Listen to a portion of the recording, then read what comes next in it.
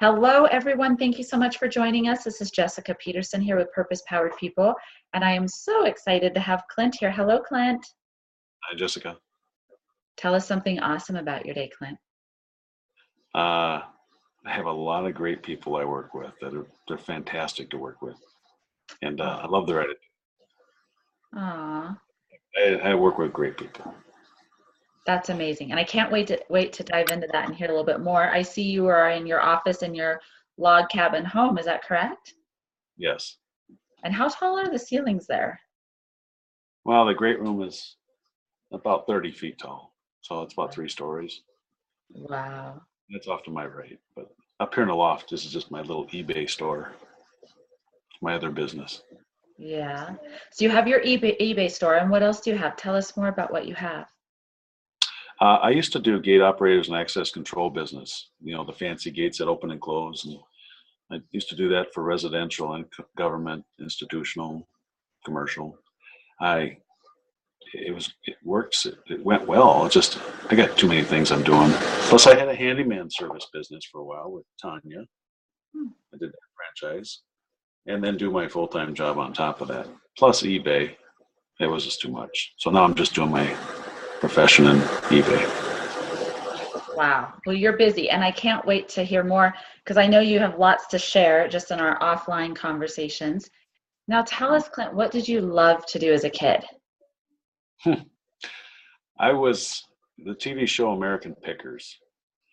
Mike and Frank go around the country going through old barns and backyards, picking out stuff that are collectible and part of history. That's what I did, even when I was 5 years old. I love doing that. Someday I'll do that again.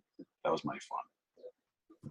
Well, I love it, and it absolutely ties into your eBay. I mean, you always love to discover and find things and resell it, correct?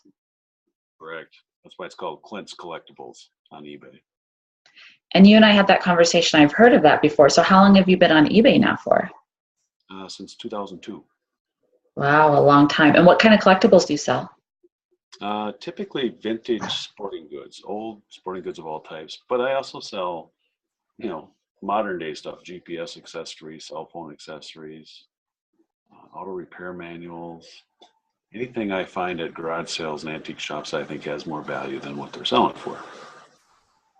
That's great. Were you the kid at school selling things? Oh, I was shy. I, I was so shy I didn't even date in high school. Really? Oh no, I was scared of girls. Really? So how old were you when you went on your first date? I was 17 and I was out of high school. Yeah, Wow. So how did you ask her out then? I don't even remember. I'm sure I was drugged. Oh my goodness, that is so awesome. I would have never known that about you. So were you active in sports or were you more of a reader, or tell us more about your school experience? I played football. That was the only sport I played in high school, but I worked a lot. I just liked working. So And what did you do for work in school? I worked for a grocery store. I did bagging groceries and cashiering and stocking shelves. Your typical grocery store guy. That's fascinating. So how did that evolve into the gates, like you said, and the eBay business, a handyman, to where you're at now? How did you all evolve into all of that?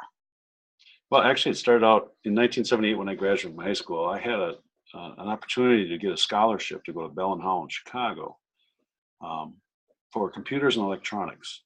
And I want you to think about 1978 and where computers were, right?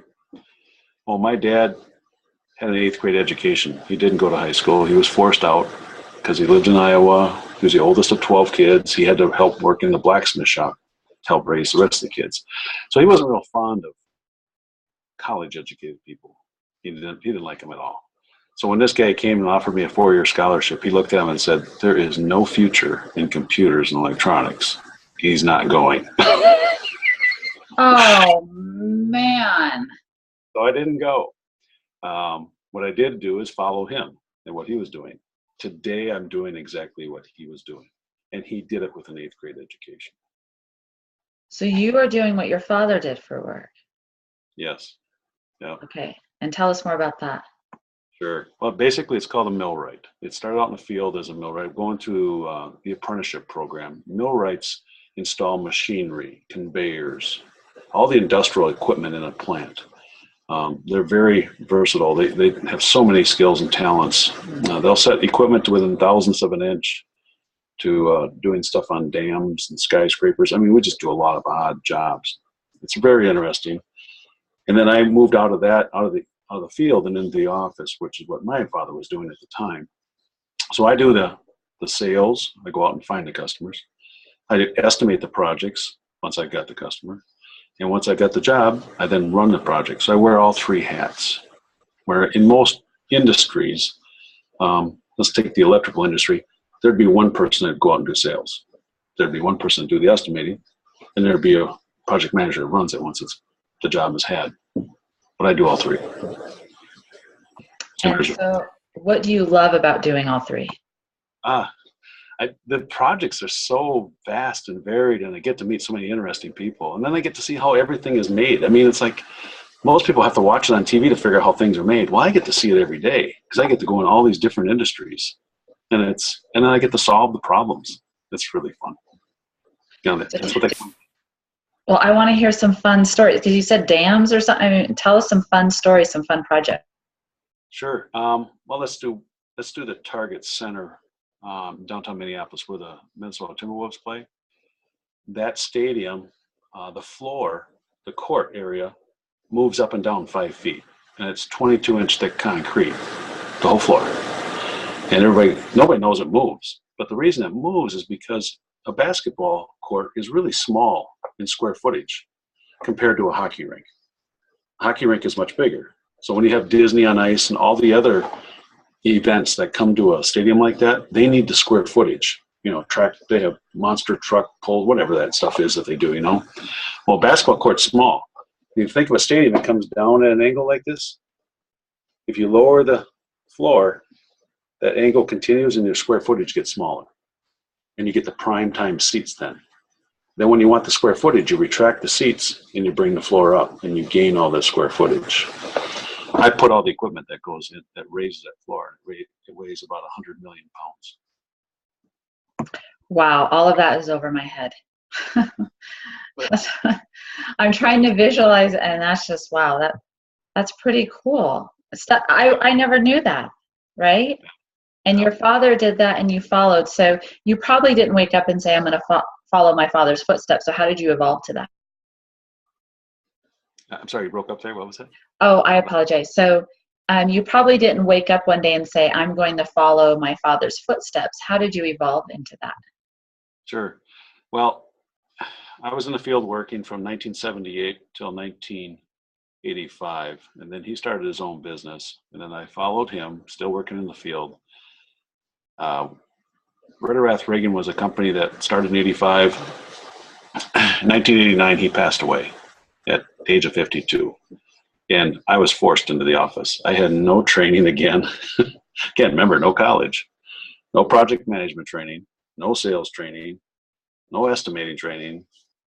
Basically forced into the office because I'm the oldest son to try to keep this company running. And it's school of hard knocks, I guess.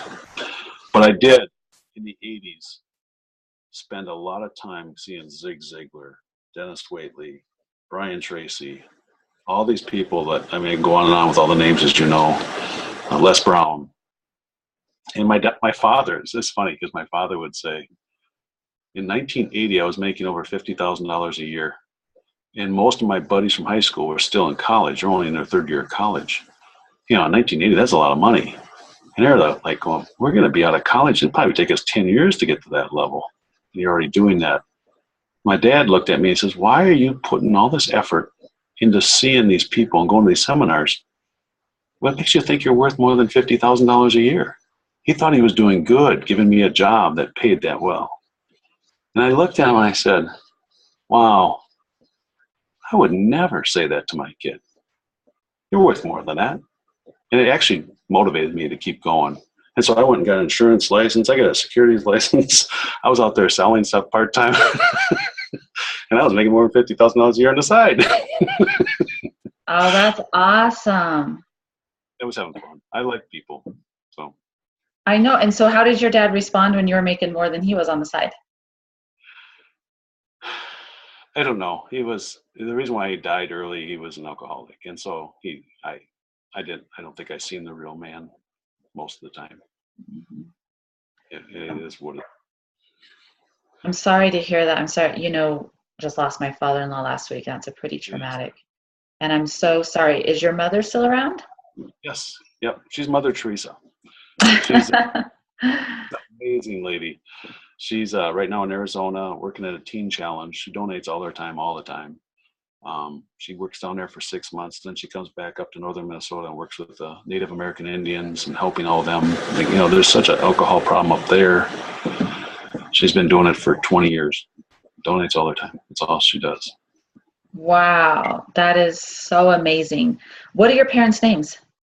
Oh, my mom's name is Lorraine, Okay. and my father's name is Michael. Okay. So Lorraine, what Native American tribe does she like to volunteer for? Oh, I don't know. I think it's the Sioux, and I don't know what the other tribes are up there. There's a couple of them. Chippewa.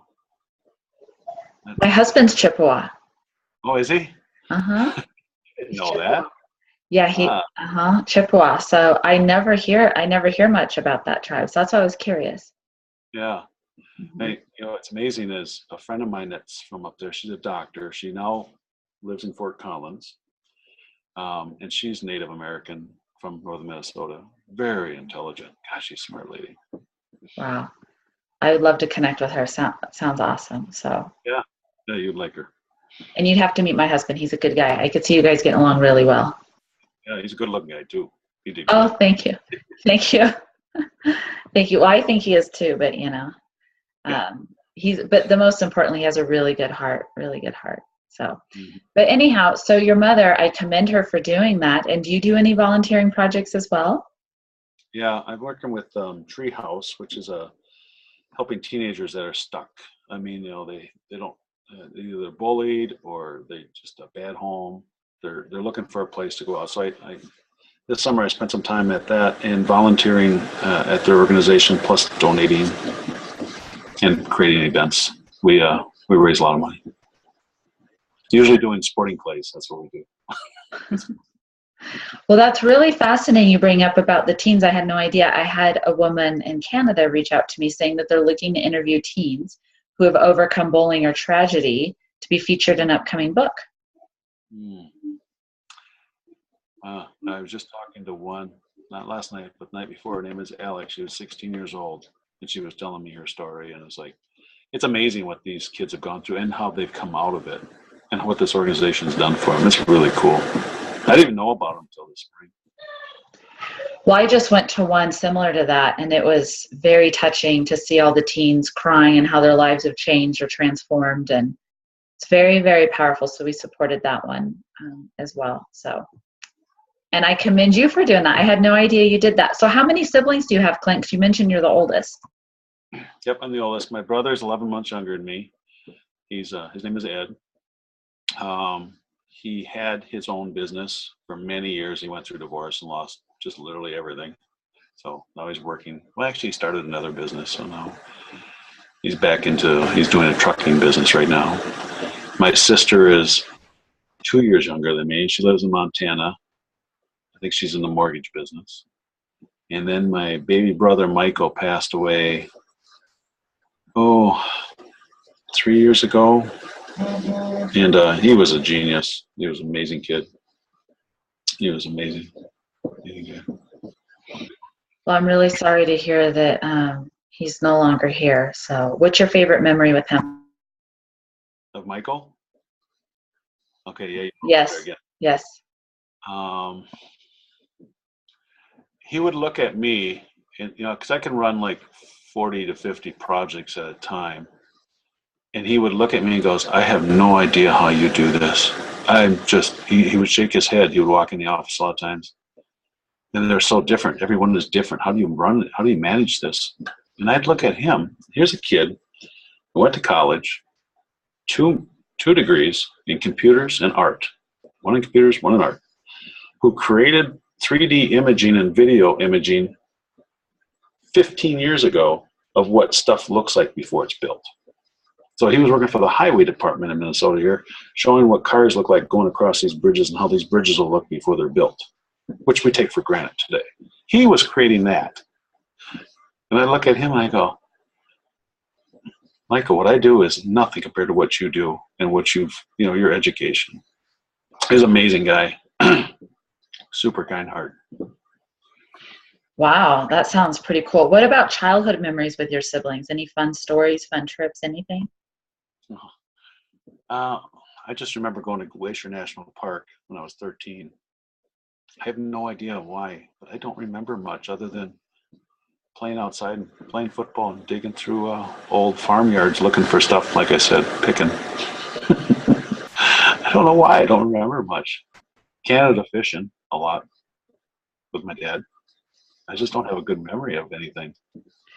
Well, I love that you were picking up stuff because you're still doing that and you're pursuing your passion. And it's so much fun to see how it correlates together. And I'm grateful for you to be part of Purpose Powered People, to share your story, to even pass on to other generations.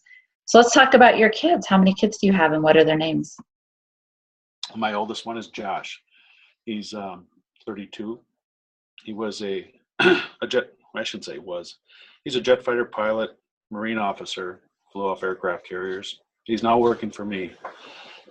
Sorry, I'm losing my voice. See, I don't talk this much, Jessica. I'm sorry. He's now working for me as a millwright, and it's a temporary thing for him because I know his passion, his dream is to be a corporate or commercial pilot. He just didn't get enough hours when he came out of the military because they increased the hours, and so now he's using this to fund to be a certified flight instructor and fly for others and get his hours up. So he can. Right now, there's a huge demand, but he just doesn't have enough hours in. And there's Dustin, who has his own business. He's 30. He has the demolition business. He's doing really well. I mean, the guy just started in the spring. Give you an example. I gave him $15,000 to buy a truck. He paid it off by November. He started in the spring, and Wow. Plus all got to buy. So I mean, it's like. Plus, he's also working for me too. Again, probably Dusty is probably the kindest person you'll ever meet. I remember him growing up as a kid. At 16 years old, he was making $20 an hour shoveling snow, and he got paid more than everybody else because he could shovel twice what anybody else could do. And just the way he was, he just worked. Drew is 2 years behind him at 28. Drew is a Porsche mechanic. He went to Chicago for school, and I would say he's the best, especially in the state of Minnesota, if not in the 5-state area, being a tech and working on Porsches. That's my 3 boys. Wow. So they're all a little adventurous or in construction or vehicles, similar to you, right? I mean, very similar. Now, there is 2 others I raised, from age 1 and 3 from my second wife. And, I was married 19 years. So, I mean, these kids I raised from, I consider my sons. Matthew's 26. He's a police officer. He's in the military. He's got some medical school behind him too. Very intelligent, super guy. And then Jason, who's 3 years behind him. Jason is currently, I think he's running tow trucks because he hasn't found his purpose in life. And maybe that is his purpose. And I always told these kids, I don't care what it is you do. Everything matters. Just be the best at it. No matter what, just be the best at it. Because it'll take you somewhere else you want to go, if that's where you want to go. They're all good kids. And that's good that you're encouraging them to be the best and to do their purpose. So 5 boys? Yes. Oh my goodness. So no girls. I know. I always wanted just one to walk down the aisle with. Someday, you never know. You never know what tomorrow may bring. So would you mind just briefly telling us, Clint, what you love about each of your children? Because I just feel this calling to have it in the book, what you appreciate about each one. Josh is a guy that when he gets focused on something, and obviously in order to fly, some of the largest jets and land them on an aircraft carrier in a sea that's swelled to 30 feet, he's got to be detailed, focused, and disciplined at what he does. He's good at that. He's really good at that. And stays fit. I mean, just even after being on the Marines, he still looks like he should be in the Marines. Dustin, like I said, kind heart, amazing, hardworking, kind heart. Nobody can outwork this kid, and he's always looking to help others. Always. I mean, even when I just came home, hey Dad, where do you want me to? I'm cleaning out the fireplace. I'm taking the ashes. Where do you want me to put them? I didn't ask him to do that. He just does it. Drew. Another hardworking kid, just focused. Before he got married, he's the only one that's married. He got married this July. Him and his wife were focused on, they were coming into that marriage debt free. They own nothing, and they didn't want finances to be an issue, because they know it's an issue when you get married. You can fight over that stuff, and it can be the break, make or break you. I love the fact that they were disciplined enough to do that before they got married. Again, just hardworking kids. Matthew, a lot of school. I mean, when you got medical, the Army, and be a cop, and then raise 3 kids. He's got 3 boys himself. And one of them isn't, he adopted. So, I mean, it's like I go, Matt, you are just burying yourself here. Nope, I can do it. He does it. Jason. Okay, he's the baby, so he's a free spirit. Let's just say it as it is. But good kid. He works hard, loves what he does, has a lot of good friends. And he's just, again, another kind soul. So I noticed a theme again. They're all hardworking, kind souls. So what has been your secret of raising boys to be like that? I hope I set by example of how to live and how to treat people. I think my words, I don't have to say what I believe. I hope what I do comes through, and I think it has. And then if I do say something, it should be backed up by my actions, and I think that's happened. I believe that's what's happened.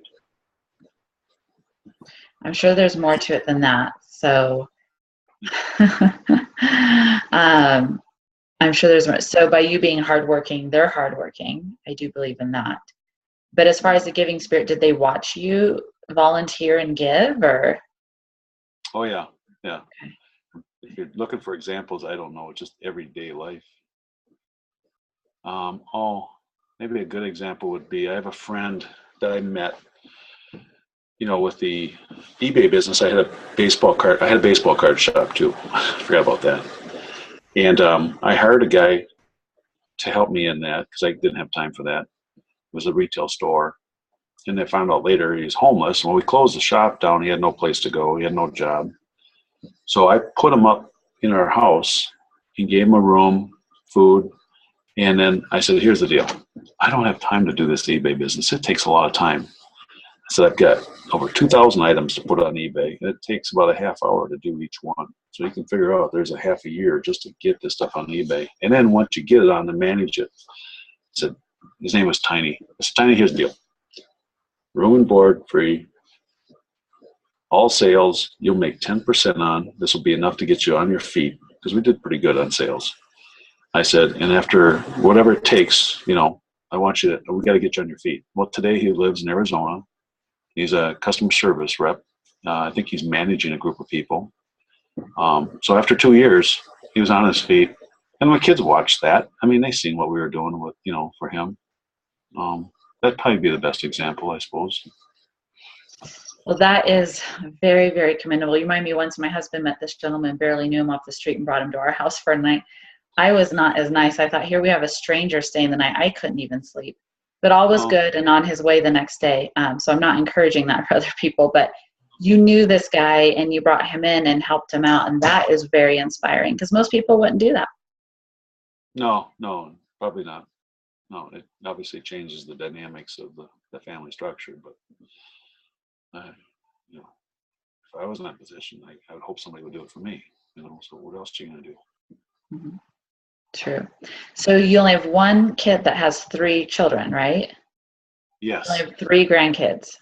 Yes. And how old are they, and what are their names? David, Levi, and Daniel. Notice the theme, all boys. All boys, I know. All boys. No girls. I think it's 6, 3, and 2. I'm thinking one of your boys needs to adopt a girl in this family. Well, hopefully, Drew and Amanda, who just got married, maybe we'll have something soon. It's always amazing. So my husband's side of the family, his 3 siblings all have boys, 3 boys, 2 boys, boy. We're the only one with the only girl. So Oh, you just never know. We thought we were going to be having a boy. So what 3 words, if someone could describe you, Clint, what would they be? what would the 3 words be?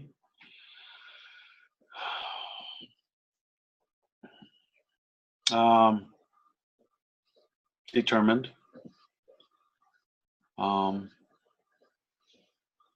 Don't, it's hard to say about yourself, but I would say kind. I mean, I hope they think that.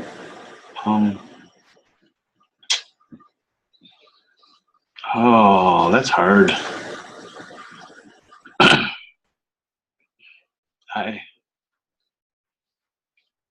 How about dedicated. father? Father?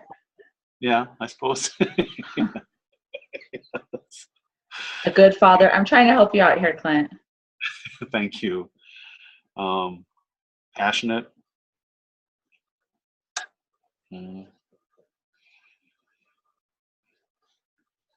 I like those. Determined, kind, passionate.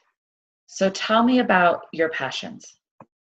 I like the fact that I can do something in my role, what I do in work. Not only do I make a good income, but I help a lot of others make a good income. Most of my guys make 6 figures a year. You don't see that a lot, where you can go out there and sell. And right now I have 50 men working for me right now. And most of those guys will make over 6 figures. It's fun to do that and know that you're providing and helping them with their families.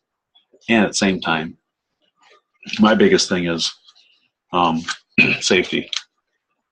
It never used to be. We used to think of it as, oh, that's a pain. It's a joke. Why do we got to worry about safety? Oh, it doesn't interfere with our work.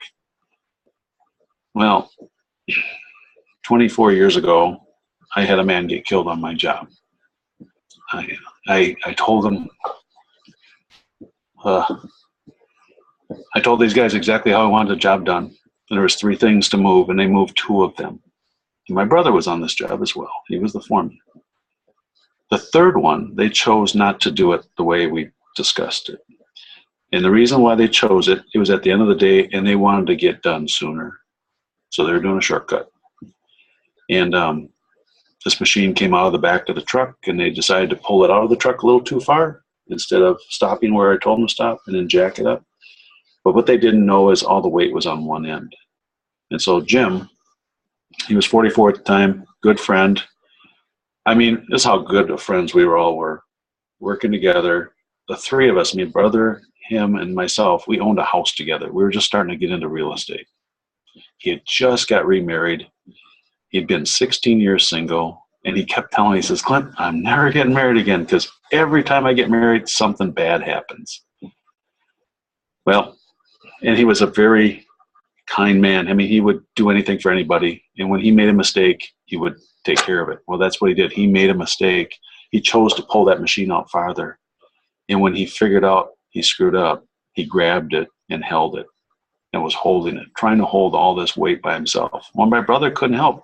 He couldn't turn the fork truck around to try to grab this thing because he's tied to it with a strap. And he hollered at him, just let it go. Jim, let it go. Just let it fall. He wouldn't let it go. It crushed him. And I haven't had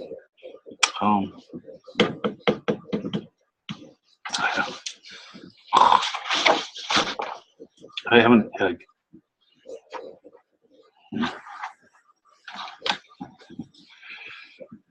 it was hard to meet with his wife.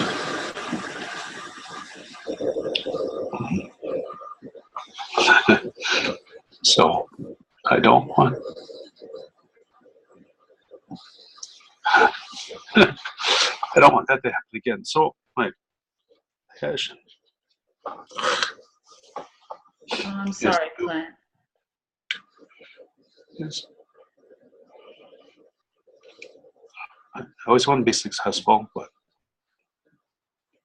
that wasn't successful when you don't let someone go home.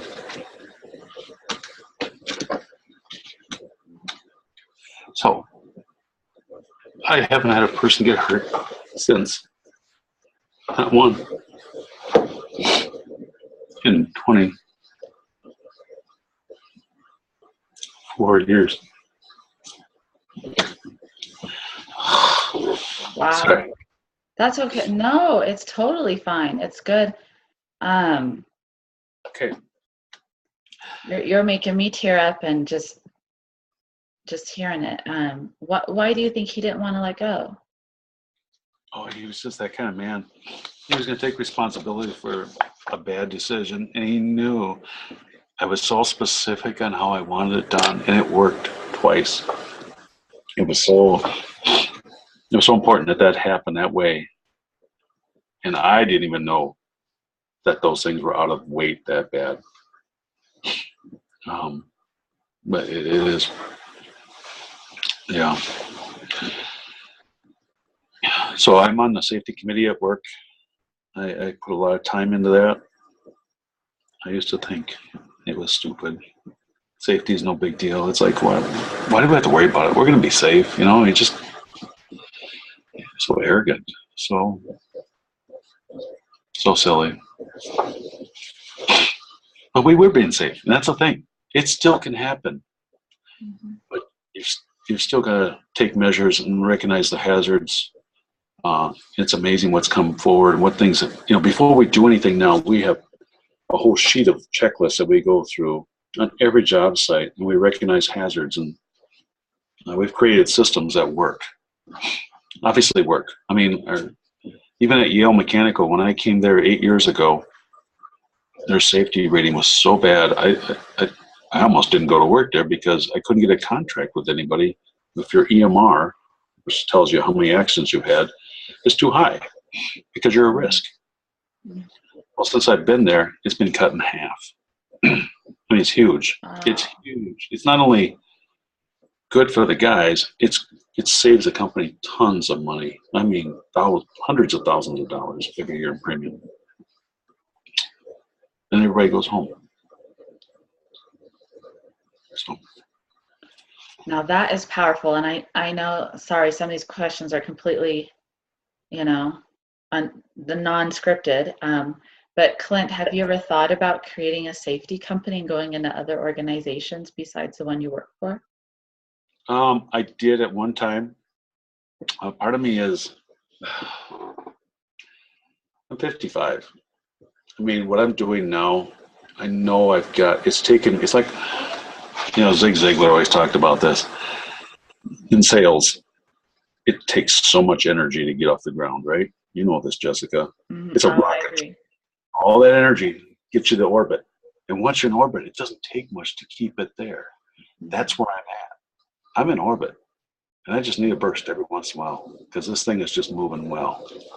And, I mean, everything's working. Financially, safety-wise, I have a lot of good people I'm working with.